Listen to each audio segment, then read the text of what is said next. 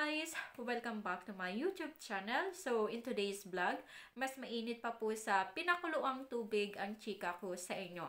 Philippine immigration, may pinapauso na naman po silang modus.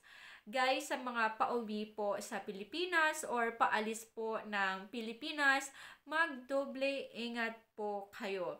So, sa mga viral video po ngayon online na kasangkot po ang ilang immigration officer sa mga bala na nagaganap na naman po sa NAIA. So, kung ayaw nyo pong mabiktima, so, pakipak po ang ating bagahe at let's make sure po na talagang ang mga dala-dala natin ay talagang hindi po bawal dalhin papuntang abroad or papuntang Pilipinas. Itong viral video na to guys, so tinawag siya ng immigration officer. So magbo-board na sana sila ng flight. Tinawag siya kasi doon daw sa x-ray, mayroon daw anting-anting or yung tinatawag nga natin na bala. Nalungkat po ang kanyang bag pero wala naman pong nakita. Ang pangalawa dyan guys is yung bigla ka pong tatawagin ng immigration officer. Pa-exit ka na, papunta ka na po doon sa mga kapamilya mong nag-aantay sa'yo. Pero biglang may immigration officer na tatawagin ka, papapasukin ka sa isang closed room for one-on-one interview and hindi mo alam para saan ba yung interview, may mali ka bang nagawa. Guys, this time, mahigpit po ang immigration sa mga pasahero pabalik man po ng Pilipinas or paalis ng Pilipinas na may mga kapangalan po. So, kung ikaw ay alam mo na meron kang kapangalan, di ba guys, pag kumukuha ng NBI clearance, kapag meron tayong kapangalan, medyo nadidelay yung ating certificate. So, ganun daw po yung nangyari naman dito sa isang biyahero. So, biglang may immigration officer na tumawag sa kanya. So, hindi niya daw alam kung ano ba para ba saan.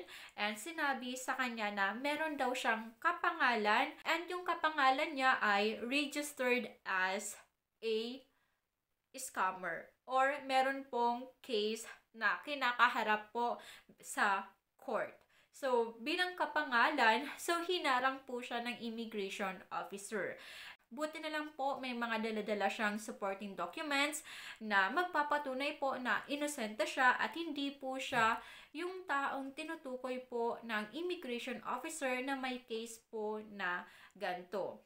So, kung kayo po guys, alam nyo po na may kapangalan kayo, nalalaman po natin ito kapag tayo po ay kumukuha ng NBI record. So, kung may kapangalan kayo guys, before may nag-raise up na rin po ng case na to sa akin, ay ignore guys kasi bakit sabi ko, bakit ka naman na-offload? Dahil lang sa may kapangalan ka, ganito, yun daw po ang reason ng kanyang pagkaka-offload. So, ngayon po, bilang advice, kayo po mismo, kung may kapangalan po kayo, kuha po kayo ng NBI clearance at dalhin nyo po on the day of your flight. In case lang naman po na meron kayong kapangalan. Kasi, immigration officer po sa Pilipinas, they are unpredictable.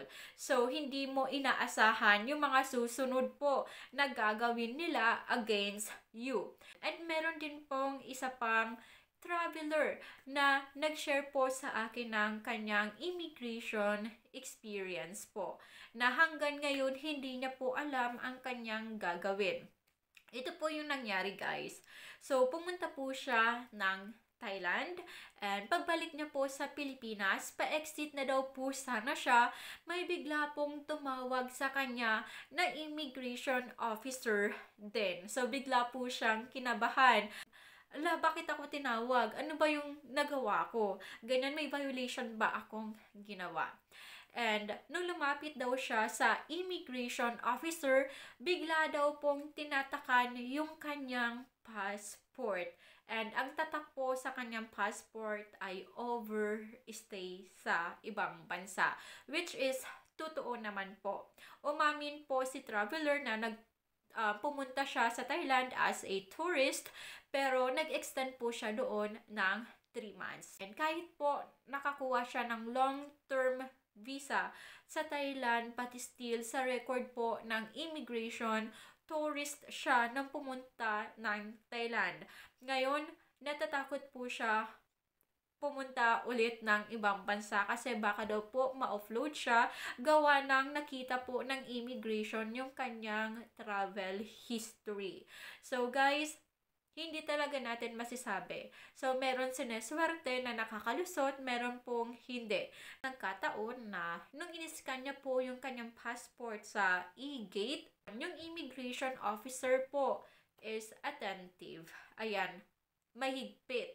Kaya nakitaan po siya ng hindi magandang travel history. So, ngayon, meron pong tatak yung kanyang passport na may ganun po siyang, ayan, history. So, hindi po talaga natin masasabi. So, yung mga nakalusot, okay, I'm happy for you guys. Pero para sa mga natsyempuhan na mga gantong pangyayari, tinatakan pa po yung passport, and as ikaw, hindi mo na alam ang gagawin mo kung sa mga future travel mo, i-offload ka ba, or it's a second inspection ka. But, ang advice ko guys, kung ganito po ang nangyari sa inyo na tinatakan po ng immigration ng inyong passport, kung kayo po ay nahuli sa mga susunod na travel po, make sure po na complete documents and always prepare affidavit of support and guarantee and your financial capability. Kasi yan po ang magliligtas po sa inyo para hindi po kayo ma-offload. And that is for today's vlog. Kung meron po kayong tanong, additional inquiries, and immigration experience, para maging aware po yung iba at malaman po nila na iba-iba po ang mga experience ng bawat biyahero po sa immigration po natin sa Pilipinas. So, case to case basis po ito, hindi naman po lahat ng biyahero nakaka-experience po ng mga negative na mga gantong nakakatromang mga experience.